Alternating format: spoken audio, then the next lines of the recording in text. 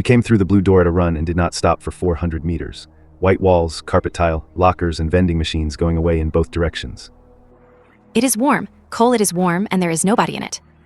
There is a fountain here pouring almond water, not a bottle in a locker, a fountain running. The record says supplies increase the further you get from an entrance. Then we walk away from the entrance. That is the first easy sentence anyone has said to me in a week. About 40 seconds later I heard breathing. Not hers, not mine, low and coming from no particular part of the room. And under it wind. There is no outside here, and no door open anywhere on this floor. I rewound and played it back. It is on the tape. Which proves nothing. This place makes people hear breathing and wind that are not there. A camera cannot tell a room from my head. It writes both down the same way. The windows start about a mile in. Office glass, and behind it black, not night, black with stars in it, further off than stars are allowed to be. There was a moon in one. Do not go any closer to that. The cold sits in a circle about 10 meters wide around each one. Outside it, 7 degrees. Inside it, -22, and the record goes to -43. It also gives you a headache and it makes you paranoid. Extreme paranoia is the wording. The most beautiful thing here sits inside a radius that turns you against whoever is next to you. We stood in it anyway. I want that on the record too. You are not blinking, Cole. You have not blinked since we came in here. She took the back of my collar and walked me out of it. I let her. I did not stop filming and she did not ask me to. She thinks I cannot leave it alone. She is not wrong. But the tape is the only thing down here that can settle what happened, and I have just proved it cannot. That is not a reason to stop. 2 hours later we found their camp, a collapsed tent, ration packets frozen to the carpet, a reader still holding charge with an expedition log open on it. The Meg sent 3 men in here in January of 2021. Regiment Compass Point, Team MacDonald. There is a warning above the logs before you reach any of them. It says they are an information hazard and that they will harm anyone who enters this level after reading them. I was already inside. I read all 6. Put it down. There was a wanderer named Jacob Finn Luke. On the 6th of February, a hound took him at -43, which is a temperature nothing should be hunting in. There was a wanderer named Joseph Arnold. He wrote that it could not be natural, that the level had put the animal there. And there was a wanderer named Isaac Hay, the last one alive, who spent 2 days getting an old camera working so he could record what he had found. It is Joseph's entry I keep going back to, and it is not the dying. It is the anger. He writes that the Meg sent 3 nobodies into a mission they knew would kill them.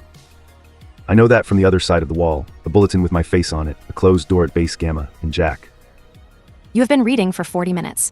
It told you at the top that reading it would hurt you. Yes, and 1 level ago a man told me something I could not check, and I wrote it down anyway. I do not have a setting for less. The electric is not a door you find. You walk the halls until the walls change color.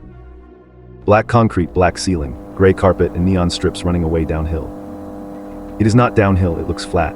The record says these halls elevate downward at an angle too shallow to notice, and the temperature falls as you go. You are descending and your body never reports it. Then something growled. Do not run, look straight at it. Hounds travel on all 4s and they are hostile on sight. The only counter in the record is direct eye contact. You stare and it backs off, and the record adds that this will not work for long. So we did the opposite of every instinct either of us has. We stood still in a black corridor at -27 and looked at it. She held the stare, I filmed it. I got the shot. I do not have a good answer for why I took it, and she did not ask me for one. The doors down here have exit signs over them, and behind each one is a room with a game in it. Win, the level gives you something. Lose, it takes something. They are also the only way out of the electric anyone has written down twice. The first was called Viridi's Red. We played it like defusing a bomb. Neither of us spoke for 11 minutes. A soft drink appeared on the floor of the room. Cold, sealed, nobody put it there. I want it on the record that you checked a bottle of pop for wires. The second room was rock climbing. We won in 4 minutes because she is better at it than I am, and I will not pretend otherwise on my own tape. It paid us in hot chocolate and winter clothing. Read that back. A level that kills people with cold handed us coats. It is keeping us warm, so we keep playing. Or it is being kind, and you cannot tell the difference, and that is what is bothering you. By the 3rd room she was laughing. So was I. That is on the tape as well. It was called lasers. It is uncommon, and what it pays out is some bags and a glass jar. The jar is sealed and the lid does not move. It has no properties at all. That is what the record says. None at all until a person holding it or close to it dies. Then it fills, small lights drifting up to the top of the glass. Memories. Touch one and it plays in your head as though it had been yours. I was holding it while I read that, and then I worked out where I was standing. 3 people died on this level. The jar was not empty. Put it down, Cole. Put it back in the room and close the door.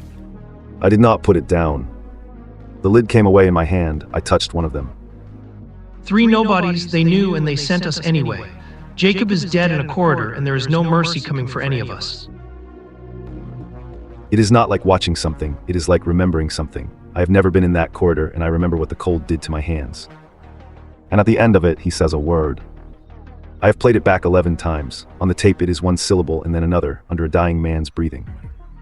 It could be mercy. What I heard was a name. How do you know? On the last level a man told me, and I could at least say that a man told me. This time there is nobody to have told me. It arrived already inside in my own handwriting. And the anger came with it, Joseph's contempt for the mega sitting in me now, and it does not feel borrowed. It agrees with everything I already thought. That is the part I cannot get back out. I no longer know which came first. Nothing attacked us. That is the whole of it. Coats, hot chocolate, a room with the lights on, 3 winds, and neither of us wanting to leave. On the 4th of February, Joseph wrote that something good was coming up, that he could just sense it. They were at -27, living on caffeine. On the 8th, Isaac recorded himself saying, "It is freezing, why am I not cold? I am warm, I am content, I am happy." Both of them wrote that shortly before they died. I checked the reading by the door. We had been going downhill the entire time we were enjoying ourselves. I feel fine. Cole, I feel completely fine. That is the symptom, that is what it does at the end. It does not make you afraid, it makes you comfortable. The warning said those logs would kill anyone who came in after reading them.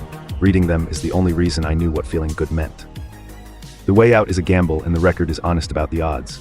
A game door has a rare chance of level 4, or level 36, or level 21. One of the 3 is the corridor we spent 26 miles escaping. The certainty is to lose a game on purpose. That works every time, and it is guaranteed to put us somewhere worse. Take the door. We took the door, it was not brave. Going back to 21 was not survivable, and we both knew it without saying so. It opened on level 36. I went through it one-handed. The jar is in the other one. I have not put it down since the room.